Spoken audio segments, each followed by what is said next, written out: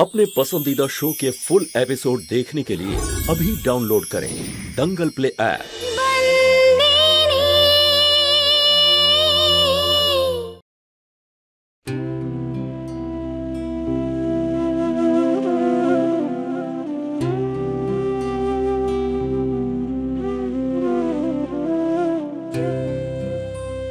মালকিন, আপনার নুপুরটা পেয়ে গেছি।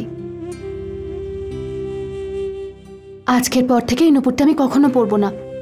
এবার তো পেয়ে গেলাম, কিন্তু যদি আবার হারিয়ে যায় তাহলে মালিক আমাকে কোনোদিন ক্ষমা করতে পারবেন না।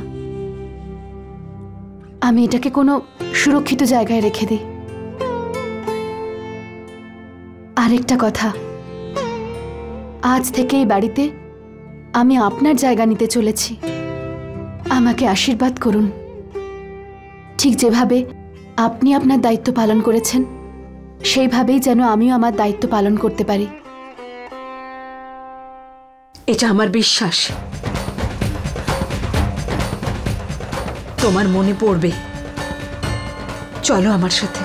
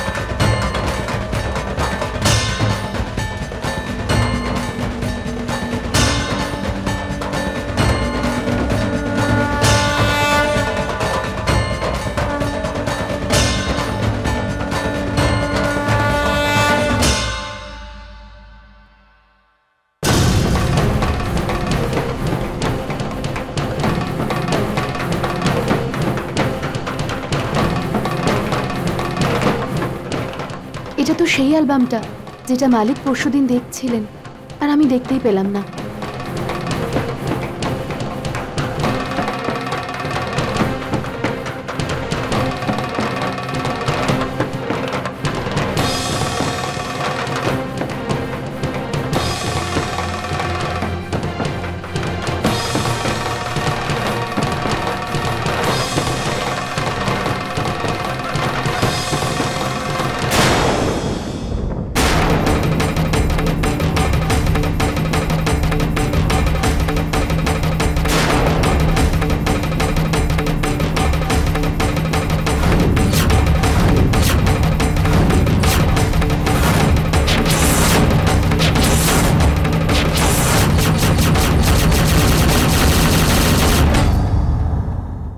অনামিকা দেবী,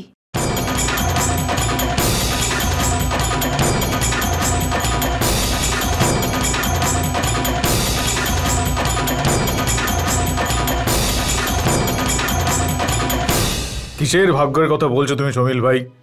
5 পার সন্তানের বাবা আমি, দ্বিতীয়বার বিয়ে করছি, তাও আবার একই মেয়েকে। এবার বলো তুমি। ভাই,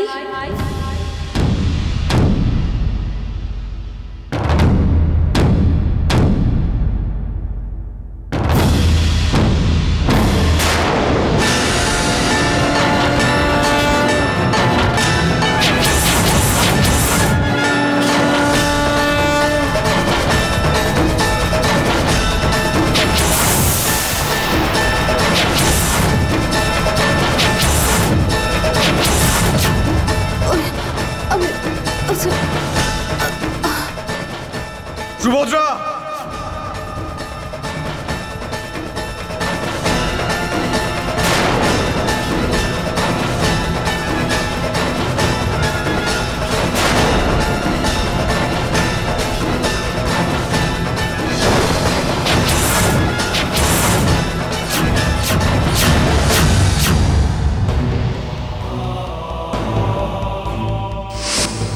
হ্যাঁ, এইভাবেই চুল আঁচড়াবে, খুব সুন্দর লাগছে। আরে সুভদ্রা, কিন্তু এভাবে তোমাকে একটু বয়স্ক দেখতে লাগছে, তাই না? না, কোথায় বেশি লাগছে, খুব সুন্দর লাগছে। বলছো তুমি? ঠিক আছে, চলো তাহলে এরকমটাই থাকুক। থাক তাহলে। আরে চলো সুভদ্রা, তাড়াতাড়ি করো। এই তো হয়ে গেছে, 1 মিনিট। চলো শেষ করো এবার।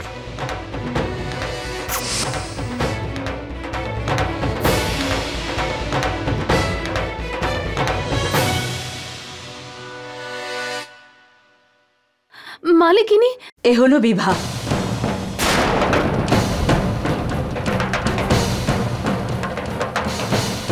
যার নাম তোমার মনে ছিল। এ সবচেয়ে বড় হিতেন, ও কাদম্বরী, এ মৌলিক।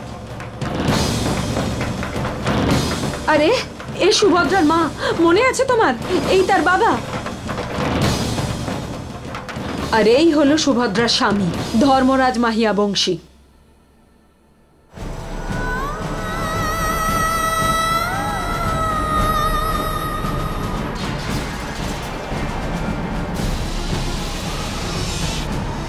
সুভদ্রা মালকিন?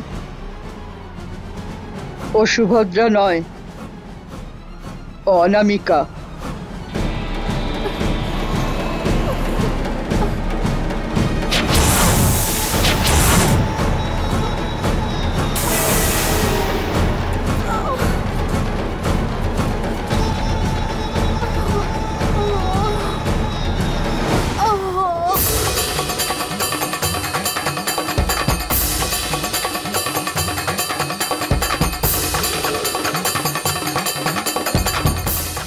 আরে একটু জল নিয়ে এসো।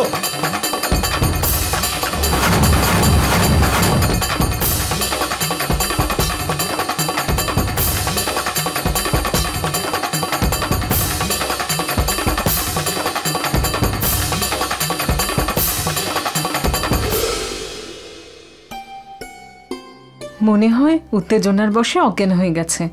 আমি ইনজেকশন তো দিয়ে দিয়েছি, কিন্তু ওর শরীর এখনো খুব দুর্বল। মনে হয় ওর অতীতের সব কথা মনে পড়ে গেছে। এটা ওই অতীতের বিষয় এখানে, মানে আপনি? হ্যাঁ, এই কিছুদিন আগেই ও কোমার থেকে সুস্থ হয়েছে। গত 6 বছর ধরেও কোমাতে ছিল। সুভদ্রা বৌদি মারা গেছে তো 6 বছর হলো, তাই না? It's a kind of miracle. এটা তো আশ্চর্য ঘটনা।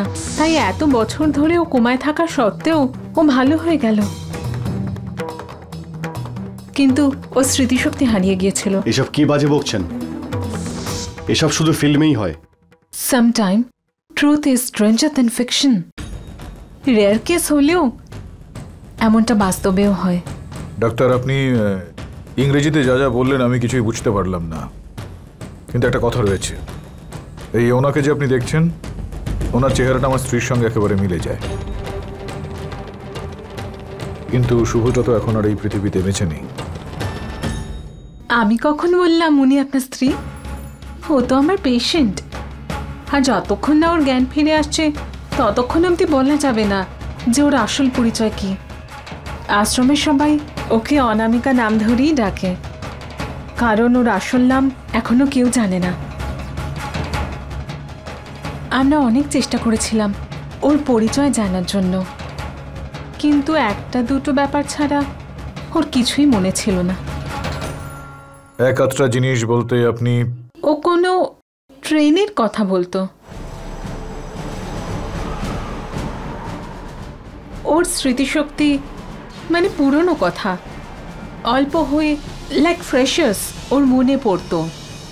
আর সেখান থেকেই আমরা জানতে পারি যে ওর মাথায় কোনো পাথরের সঙ্গে আঘাত লাগে, আর তখন ওর পাশ দিয়ে কোনো ট্রেন যাচ্ছিল। আমার মেয়ে সুভদ্রা ট্রেন অ্যাক্সিডেন্টেই মারা গেছে। কি? হ্যাঁ,